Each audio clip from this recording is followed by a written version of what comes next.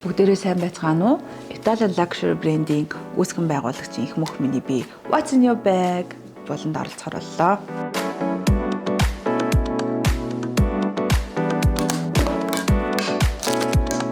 За өнөөдөр Jacquemus брендийн цүнхийг аваад гарсан байна.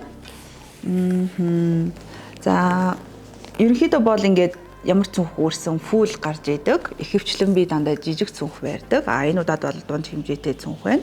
За хамгийн чухал зүйл маань мэдээж утас. За энэ тэнд утсаа хайхаас сэргийлээд neon шар өнгөтэй кейс сонгосон байгаа. За араас мэдээж card holder. За миний хувьд хамгийн чухал зүйл бол уруул өнгөлөгч гэж би хувьдаа боддог. За энэ Givenchy брендийн уруул өнгөлөгч маань надад нэг 5 байна уу 6 шиг байгаа. Тэгэд ингээд цүнх болгоны болонд явж идэг. Уруул маш сайн чихшүүлдэг. Араас нь Dior брендийн уруулын тинт байгаа. Энэ бас надад дахиад 4-5 өнгө байгаа. Энийг бол бараг 10 жил хэрэгжилж байна. За мэдээж тойл. За онцлог юм гэх юм бол цүгэн дотроо бол ер нь цайтай бэлэн явж идэг. Тэгээд энэ тэнд ажлаа амжуулсан ч өөрийнхөө цайтай байх юм бол илүү ач холбогдол бий өгдөг.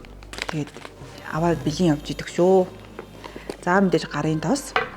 За тэгээд дэвтэр үзэг. За дэвтэр үзэггүйгээр болвол бас ер нь л одоо цүнхний маань нэг хэсэг шиг л байдаг да. За өөр юу вэ харъя. Нүдний тусаагуур, ойр дүр нүдний тусаагуур маш их хэрэгжилж байгаа. Тэгээд энэ нүдний тусаагуур маань Японы нүдний тусаагуур. Нүдний тусаагуур нойроор хэрэглэх нь одоо хараа мутгаа сэргийлдэг гэж би бол итгэдэг. За энд бол өөрийн эмэг зүйлт ингээ гоёлын зүйлсээ ингээ хадгалаад явж идэг. Зүг үедээ гаргаж ирээ зүүн зүүхгүй бол бам хийгээд хураана.